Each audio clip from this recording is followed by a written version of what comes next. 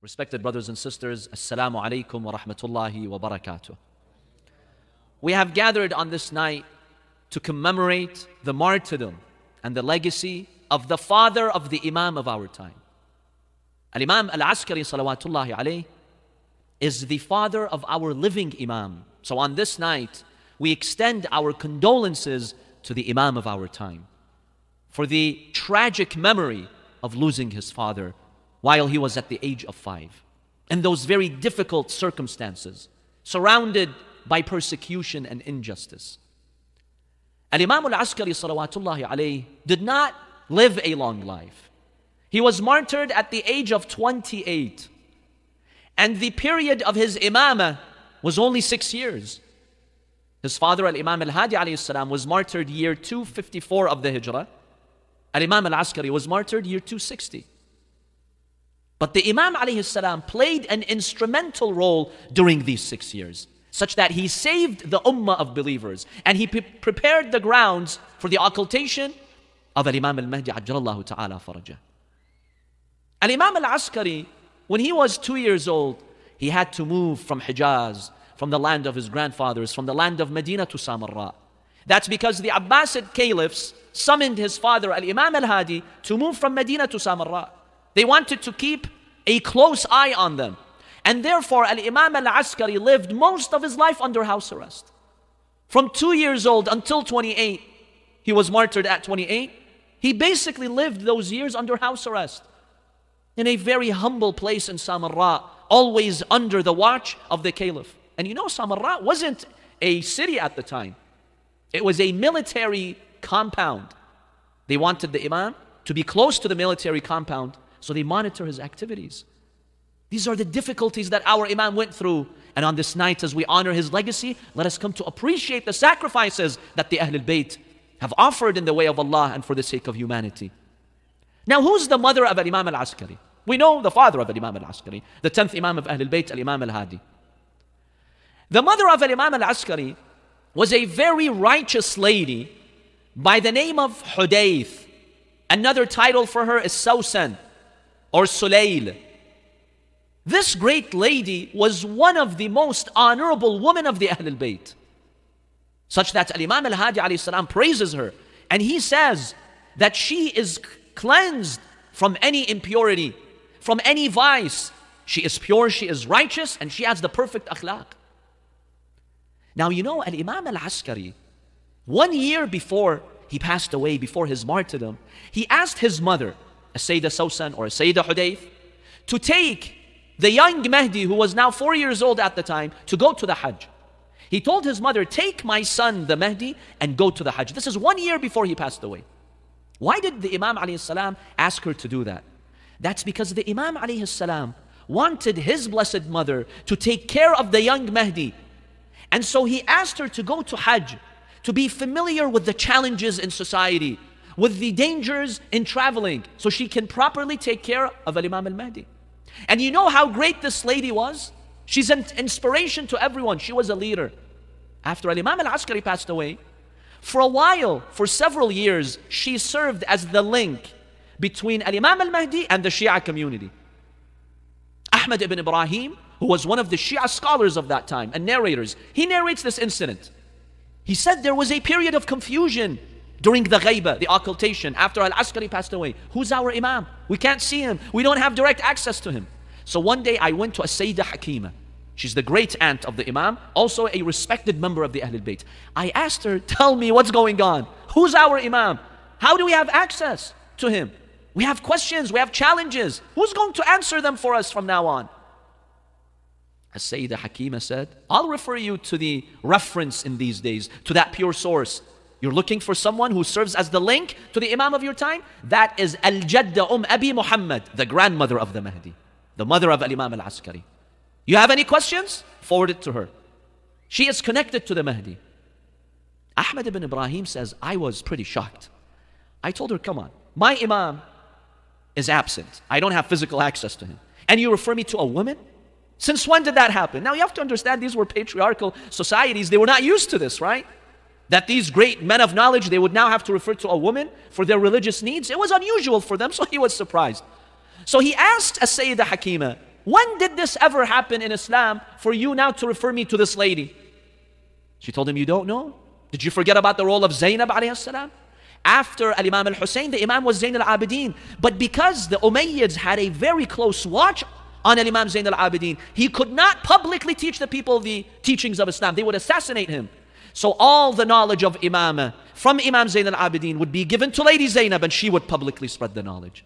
So just like Zainab was the reference point after Imam Hussein, today this great lady, the grandmother of Al-Mahdi, the mother of Imam Al-Askari, she's that reference point. See how the Ahlulbayt gave importance to those pure ladies? Those who attack the religion of Islam, you don't give women room for leadership. Look at these amazing leaders. Imagine the Shias are going through one of their most difficult moments in history, where now they enter the ghaiba, the occultation. This was difficult for them. Previously you had access to the Imam, now you don't. And who's the liaison who's connecting the Imam with the Shia community? This great lady. And then also you had the 4 ambassadors. They also served as the link between the Shia community and the Imam, Ajjalallahu ta'ala farajah. But that lady played an instrumental role. This is the mother of Imam Al-Askari. Now when you have such a father and you have such a mother, such pure upbringing, what do you expect from Imam Al-Askari? I'll share this hadith with you that demonstrates his mentality when he was a young boy. Ash-Shablanji and a number of scholars, many of them Sunni scholars, have narrated this hadith, this incident. You've heard of Bahlul or Buhlul, right? The famous figure. Buhlul says, one day I was passing by. I saw a group of children playing. All of them were happy, laughing, yelling, enjoying their time, except for one. I saw a little boy who was crying, who was upset. So I came to him. I told him, my son, do you want me to buy a game for you? A toy for you? He thought maybe he was crying because he didn't have something to play with like the other kids had something to play with. Would you like me to buy something for you? Bahlul says, that young boy looked at me and he told me, Ya qalil al-aql, oh you with low intellect, ma lil-la'ibi khuliqna. You think we've been created to play? We've been created for games and entertainment? That's not why we have been created. This caught Buhlul's attention. This young boy, he has the ability to speak like that? So I wanted to pick on his brain, test him. I told him, really? Then why have we been created? Buhlul says, the young boy told me, لِلْعِبَادَةِ وَالْعِلْمِ, for knowledge and worship. I told him, back it up with evidence. What's your proof? So he says, this young boy cited this verse from the Holy Quran. أَحَسِبْتُمْ أَنَّمَا خَلَقْنَاكُمْ عَبَثًا وَأَنَّكُمْ إِلَيْنَا لَا تُرْجَعُونَ. Allah says in the Holy Quran, you think we created you in vain, without a purpose, and that you're not going back to Allah? You have a purpose. You're not here to play. So when he heard this reply from this young boy, Buhlul was shocked. He knew this was no ordinary boy. Buhlul says, I asked him, you look like you have wisdom at this age. Ilni, give me some words of advice. Admonish me. You know how this young boy admonished Buhlul? Buhlul says, he read to me these lines of poetry in admonishing me. This young boy, Al-Imam Al-Hasan at that young age, he read these lines of poetry, and this is a lesson for all of us. Let's see what the Imam alayhi salam says to us in these lines of poetry. The Imam says, in these lines attributed to him, أَرَى الدُّنْيَا تُجَهِّزُ بِانْطِلَاقِ. I see that this world is prepared to depart. It's about to leave. You see this grand world, this great planet. One day this world will go. مُشَمِّرَةً عَلَىٰ قَدَمٍ وَسَاقٍ. And you know in what state the world is leaving? It's running faster than you think. You know, sometimes there's war and you're running, you roll up your sleeve, you roll up your garment in order to run. That's what the world is doing. This young boy Al-Askari is saying this to Bahlul. فَلَا الدُّنْيَا بِبَاقِيَةٍ لِحَيٍّ وَلَا حَيٌّ عَلَى الدُّنْيَا بِبَاقِي. The world is not staying for any living person. The world is not staying, and no living person is staying on the world. Beautiful descriptions in Arabic. كأن الموت والحدث آيان فيها إلى نفس الفتى فرسا سباقي. The Imam says it's as if death and day and night, hadathan in Arabic means day and night. It's as if death and day and night are in a race. Have you seen two horses that are known to race one another? And they usually are competitive and close to one another? He says death is racing and the days and the night are racing. Your life is finishing. You're being chased. فَيَا مَغْرُورٌ فَيَا مَغْرُورٌ بِالدُّنْيَا رُوَيْدًا. Oh, you who have been deceived by this dunya. رُوَيْدًا. Slow down. Be patient. Not so fast. Stop. Take a break. Think. Recalibrate. وَمِنْهَا خُذْ لِنَفْسِكَ بِالْوَثَاقِ. In this dunya, make sure you free yourself for the day of judgment. Bahlul says, I saw this young boy say these lines of poetry. Then he cried and cried until he fell almost unconscious. When he regained his consciousness, I told him, why did you cry like that? What happened? What are you scared of? He says, after that, I saw this young boy. He raised his head toward the sky. Now here you find the Ahlulbayt, even though sometimes to indicate the seriousness of the journey and the akhirah, sometimes you might get scared, right? They give you hope. He says he raised his hand and he looked at the sky and he said, Ya man ilayhi al-mubtahal, Ya man alayhi al-muttakal. Oh Allah, the one whom people turn to in worship. Oh Allah, the one whom we rely on. Ya man idha ma amilun yarjuhu lam yukhtil amal. Oh Allah, you're the one. Anyone who has hope in you, his hope never goes wrong. With people, even sometimes your closest friend, family members, maybe they'll betray you, they'll put you down. Not Allah subhanahu wa ta'ala. Anytime you have your hope in Allah, Allah will not let you down. Your hope never goes wrong with God. He says, I saw this young boy in this state. Look at these beautiful lines from Imam Al-Askari, admonishing the people when they were drowned in dunya. You know, during the time of Banu al-Abbas, these evil, corrupt governments, they raised generations of people addicted to materialism, to corruption. The Khalifa who claimed to be sitting in the seat of Rasulullah sallallahu alaihi wasallam, you know what he was doing? He was getting drunk every night, bringing girls to dance around him, squandering the wealth of the poor. In that society, you need such words from the Imam. Then he started to cry even more. Bahlul said, young boy, why are you crying now? You're just young, you're sinless. No need to cry. Allahu Akbar. You know what the Imam here responded? Can we handle the response of the Imam? He told him, you're just young. You know, these days, you're just teenagers, it's okay, enjoy your life. Do whatever you want. The Imam alayhi salam, this young boy looked at him. He told him, you're saying I'm young and small. Let me tell you something. I saw and observed when my mom cooks something and she wants to light the fire, she brings wood in order to light the fire, right? I observed my mother when she's cooking and I saw that when she lights the fire catches with the small sticks before the big ones. And I'm afraid I'll be one of those small sticks who's going to be the fuel of hell. That's it. Bahlul here, he stopped. That is a type of mentality I've never heard. Who are you? Now the Imam alayhi salam is not negating the mercy of Allah. Allah is merciful. He's merciful with the older ones. He's not going to be merciful with the younger ones, with the teenagers. But the Imam is telling him, I have to be serious in my life. You think I'm here to play? He played with the children. Sure, the Imam had his time. But on the side, he would reflect his future. He would reflect about the greatness of Allah subhanahu wa ta'ala. I asked him, who are you? Introduce yourself to me. I asked the people there, can you tell me who this young boy is? I've never seen a boy who can speak like him. They told me, this is Al-Hasan from the line of Imam Al-Husayn. Salawatullahi alayhi. Sallu ala Muhammadin wa ali Muhammad. Al-Imam Al-Askari, salawatullahi alayhi, played a very important role in saving the ummah, in saving the community of believers and preparing them for the ghaib. But the Imam alayhi salam focused on one point, which unfortunately throughout history, we the followers of Ahlulbayt have not observed and have not upheld. The Imam alayhi salam admonished his people that after me, there is one more Imam who is the successor. And you will go through turbulent times because of the ghaibah, because of the occultation. But if you want Allah to save you and have more mercy on you, unite under the banner of His leadership.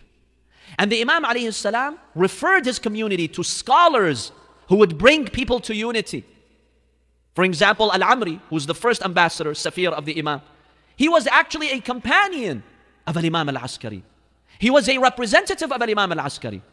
Imam Al-Askari famously, in a statement, in outlining the role of scholars who are trustworthy, the Imam stated, Al-Amri wa ibnuhu thiqatan. Uthman ibn Sa'id Al-Amri and his son, they are trustworthy and reliable. فَمَا أَدَّيَا إِلَيْكَ عَنِّي فَعَنِّي يُؤَدِّيَانِ. If they convey something to you, they are conveying it on my behalf. So we said Imam Al-Askari authorized Al-Amri and his son. And they were the first two ambassadors of Imam Al-Mahdi during Al-Ghayb Al-Sughra, during those 70 years, before the major occultation. So we find that the Imam prepared the Ummah by referring them to righteous scholars. That's why he famously stated, فَأَمَّا مَنْ كَانَ مِنَ الْفُقَهَاءِ. If there is someone who has ilm and fiqh and knowledge, that's number one, that's a condition. Well-qualified experts, صَائِنًا لِنَفْسِهِ. But that scholar has self-restraint, has controlled his desires, obeys Allah subhanahu wa ta'ala, فَلِلْعَوَامِ أَن يُقَلِّدُوهُ. Then the laymen who are not experts, they can follow him. He set the conditions very clear, but he made it very clear that you, my followers, you, the Shia, you have to unite. Today, what are we doing, my dear brothers and sisters? This is a sad reality. Today, look at the disunity in so many of our communities. This person is the follower of X scholar, X marja, that group, this group. And we fight one another. We bring down one another. We are opposing the wasiyah of Imam Al-Askari. His request was that during the Ghaiba unite. If you unite, Allah will expedite the reappearance of Imam Al-Mahdi. Sometimes we wonder, why isn't he reappearing? Look at the world. It's filled with injustice. We are to blame. The Imam's ready. What do you think he's waiting for? The Imam's ready. He's at the peak of the peaks. He's waiting for us to unite. He's waiting for us to unite. Today we have created false identities, and we're so passionate about them that, believe me, I think in some communities, right? I think if the Imam reappears, some people will go up to him. The first question will ask him, which marja' do you follow? Let me see if I'm going to follow you or not. You don't think this is going to happen? Wallahi, it's mentioned in our hadith. There will be some people, when the Mahdi reappears, they will tell him, Irja' ya ibn Fatima, la hajata lana ilayk. Go back, the son of Fatima. We don't need you. I have my own system. I have my own beliefs. I don't need you. See how people fail the test? My dear brothers and sisters, the Jews of Medina were desperately waiting for the final prophet, That's why they went to Medina. Why do you think there was a Jewish community around Medina? Because they had read in their scriptures and their books that the final prophet will emerge from this land. What happened when he emerged? Subhanallah. You've been waiting for him for centuries. But because they failed their test, because of racism, because they wanted the prophet to be from their tribes, because they had their own beliefs that they wanted to impose on Allah and His religion, they failed. Are we doing the same today? When the Imam reappears, will we really submit to what he asks us to do, or we'll try to teach him what he should do? And Imam Al-Askari salawatullahi alayhi tells us very clearly, unite. Unite under his banner. Then Allah subhanahu wa ta'ala will expedite this matter for you. And his reappearance will not be delayed. This is the covenant that the Imams took from us. In the end, we're all on the same ship. The ship of Ahlulbayt. For the Prophet ﷺ said, my Ahlulbayt are like the ark ship of Nuh. The one who gets on this ship will be saved. We're all on one ship. Do we realize that, my dear brothers and sisters? That we're all on the same ship? Sometimes we compete with one another. We cause problems with one another. But we forget that we're all working for the Ahlulbayt. There was one great scholar who passed some 20 years ago. One of the greatest maraja' and scholars. He had written a book. He had authored a book. But it was handwritten with his own handwriting.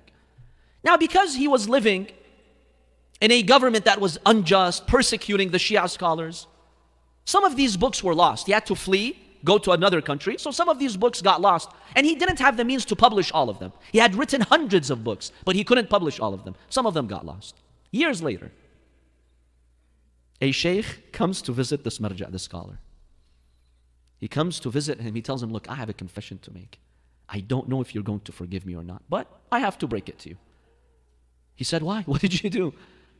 He said, you have a book that you've written with your own handwriting years ago about this subject. Do you remember it? He's like, yeah, I remember. I've written that book. I spent so much time on it, but it got lost. He's like, well, guess what? Somehow I found that book. In the archives in some government building, I found it.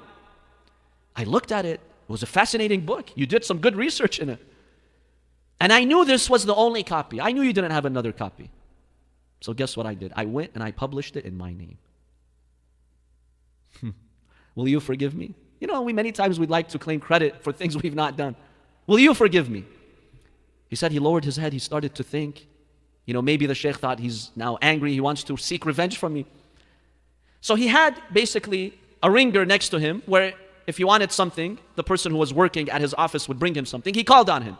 He told him, go into my room and bring the following book from the following shelf. The Shaykh says, I was surprised. What does he want to do? He says, that person, the servant, he went, he brought a book.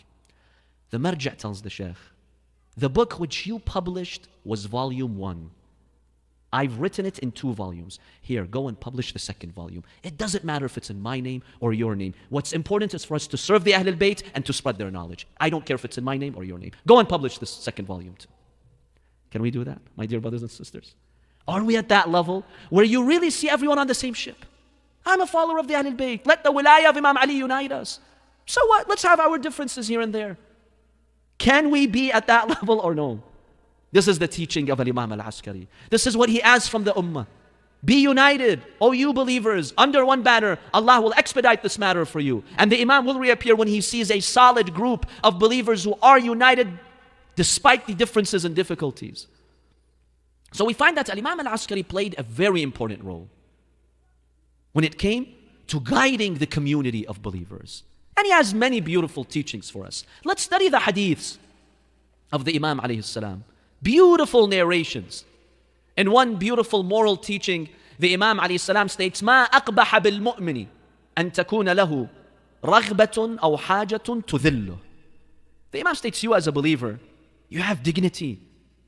Never let your desire humiliate you. Because you desperately want something, you go and beg that person and run after that person. Don't do that. Save your karama, save your dignity. You know, have you seen people? There are some people in some communities, inshallah no one in this blessed community. There are some people, they only know you when they want something from you. Then they disappear. You won't see them for the next 5 years. When they want something, they'll come after you. And sometimes they drive you crazy.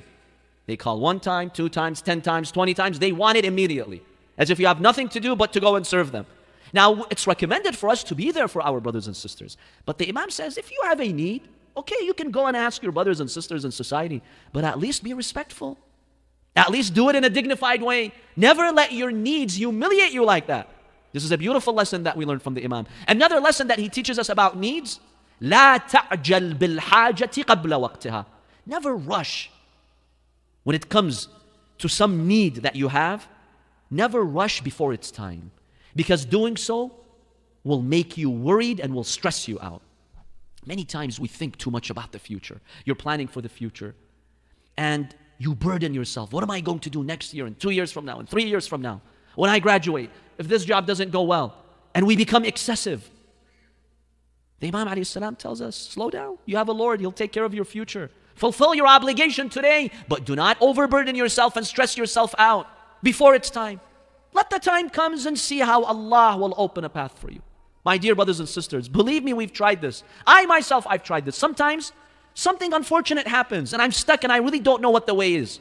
And I sit and think and calculate, I'm stuck. Sometimes when I reach that point, khalas, I close the file as they say. I leave it to Allah subhanahu wa ta'ala. Oh Allah, I don't know next week, next month, how I'm going to get out of this one. How this issue is going to be solved. But I know you'll solve it for me. I'll act responsibly. Because you have to act responsibly. Some people make mistakes left and right. They're negligent and reckless. Yeah, Allah will fix things. No, that's not how it works. You have to be responsible too. I say, oh Allah, I submit it to you. I don't know that day what's going to happen, but I trust that you'll find a way out. And every time Allah subhanahu wa ta'ala finds a way out. This is a beautiful lesson that we learned from the Imam. The final lesson I will share with you before we conclude. There are so many lessons, my dear brothers and sisters, to share with you about the life of our noble Imam. But for the sake of time, I will share with you this final lesson that we learned from him. The Imam alayhi salam had a representative in the city of Qum. The Imam was in Samarra. He had a group of followers in Qum. By the way, Qum, this is the blessed city of Qum, from the time of the Imams, it had followers of Ahlulbayt in it. In fact, Imam Al-Askari commanded one of his representatives to build a masjid in the city of Qum. Until today, that masjid exists, the site of it. It's right by the shrine of Lady Fatima al-Ma'suma alayhi salam. This was built by the orders of Imam Al-Askari. So he had one of his representatives who was a scholar in Qum. His name was Ahmad ibn Ishaq. Ahmad ibn Ishaq. There was a man in Qum. His name was Hussein. He was one of the descendants of the Imams. A great-great-grandson of, Al-Imam al-Hussein alayhi salam. He was one of the cousins of Imam Al-Askari. A distant cousin.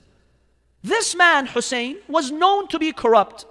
Not in his belief system, but in his deeds. He would drink. He was a drunkard. He was not a practicing Muslim, let's say. Yes, this happens sometimes, unfortunately. Even someone who comes from a good family, they will be tried. The son of Prophet Nuh, alayhi salam, the Quran condemns him and he failed his test, right? So Ahmad ibn Ishaq, the representative of Imam Al-Askari, one day saw Al-Hussein in a majlis, so he kicked him out. He told him, get out of here. I'm not going to meet you. You're sinful. And I'm not going to meet you. So he refused to greet him and see him. Later, Ahmad ibn Ishaq goes to the Hajj. After the Hajj, he goes to Samarra to visit Imam Al-Askari. He goes at the door of Imam Al-Askari, asking permission to enter. The servant behind the door asks him who you are. He introduces himself. He's the great representative of Imam Al-Askari in Qum. Imam Al-Askari refuses to give him permission. No, I don't give you permission to enter. Why? What have I done? And he was a pious man. The Imam tells him, okay, come in, I'll tell you what you did. After he gave him permission. The Imam ﷺ told him, why did you humiliate one of the Muslims in Qum? What do you mean? Who did I humiliate? That man, Hussein, the son of so-and-so. Why did you humiliate him like that? He says, Imam, but you know that he is sinful. He drinks. And he does some other disturbing things. That's why. Because of my faith and religion, I did not greet him. I humiliated him. I didn't have anything personal with him. It's because of deen. The Imam ﷺ told him, deen does not allow you to judge others like that and humiliate them. This is not my path. And I'm disappointed in you. Be a source of guidance for the people. Go and guide him. Talk to him with nice words. Not humiliating him like that. Even if he is sinful. He says to the Imam, I apologize. I admit I've committed a mistake. I apologize. He goes back to Qum. Now when he's back from the Hajj, people are coming to visit him. So many people, scholars, nobles, community leaders are coming to visit him. He says, in that crowd, I saw that man, Al-Hussein, he was passing by. I went and I called on him. I told him, come, sit next to me. And he showed him so much respect.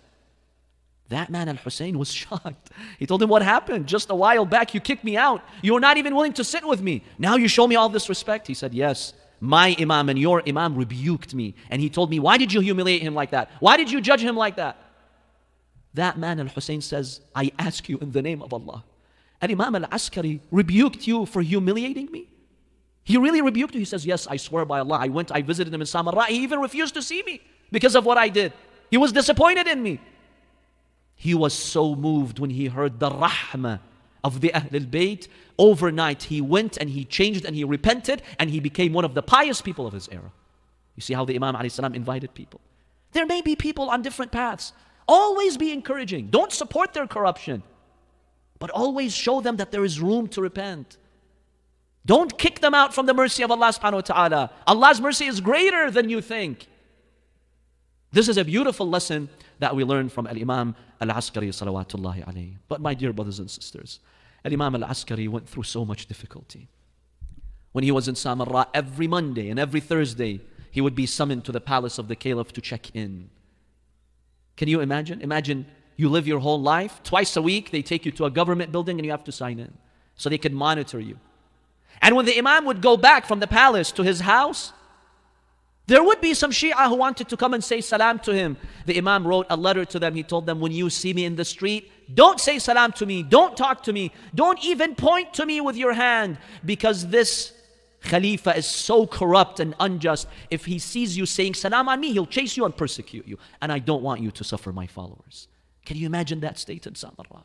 Living in such fearful, difficult conditions. But then the time came, O believers. The evil Abbasid Caliph, Al-Mu'tamad, he figured out a way to assassinate the Imam, to kill the Imam. And that was through poisoning the Imam, salawatullahi alayhi. Abu al-Adyan, one of the companions of Imam Al-Askari, narrates to us the final days. He says, I came and I visited the Imam during his final sickness, because many times he would be poisoned. This time the poison was fatal. When the Imam alayhi salam took that food which was forcibly given to him, he felt the pain of that poison. And so for a while the Imam would struggle. He could not keep still. He would stand, he would sit down from this pain.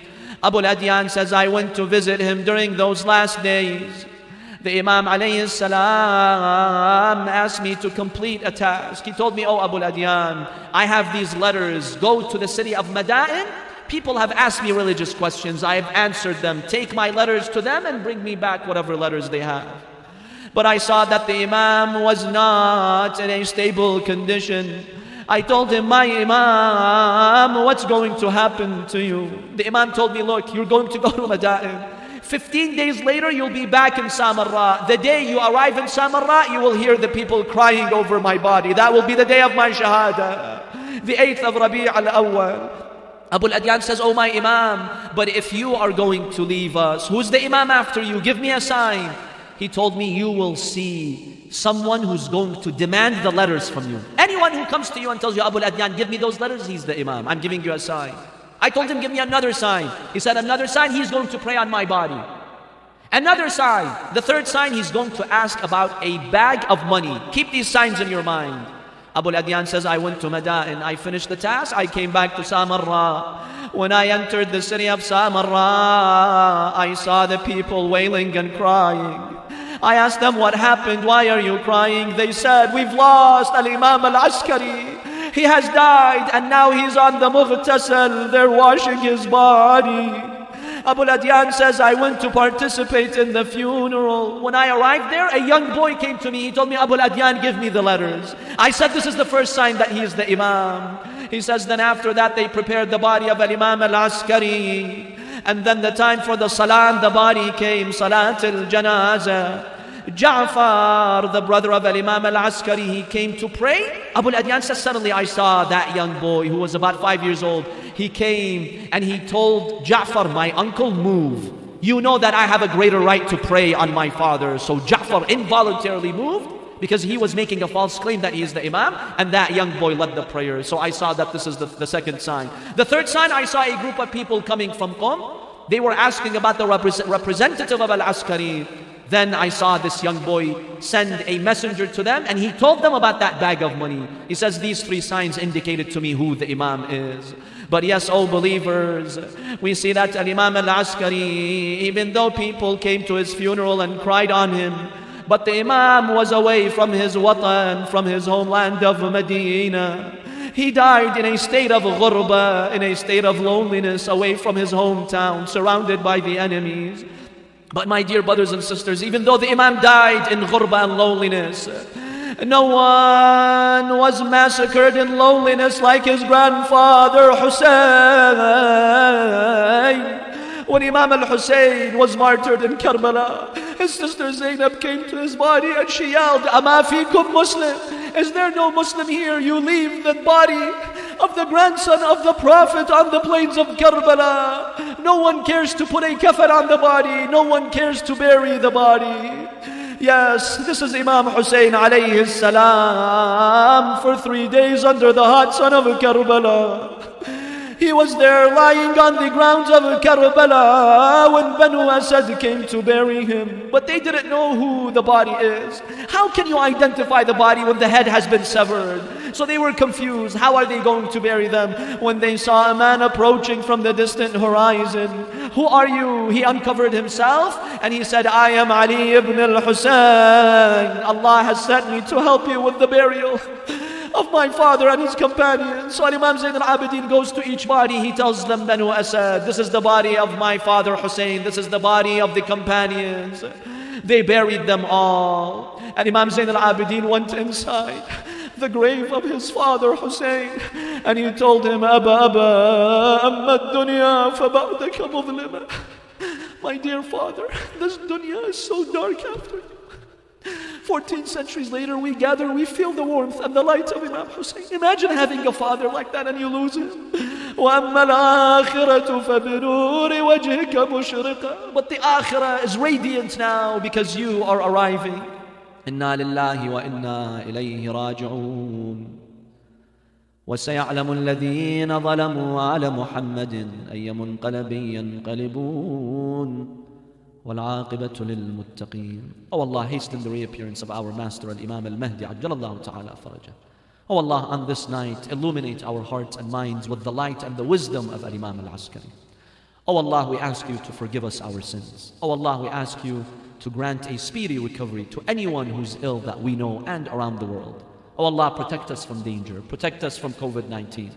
Oh Allah, grant us the ziyarah of Imam Al-Askari and the shafa'ah of Imam Al-Askari. وإلى أرواح المؤمنين والمؤمنات نهدي إليهم ثواب سورة الفاتحة مسبوقة بالصلاة على محمد وآل محمد. اللهم صل على محمد. بسم الله.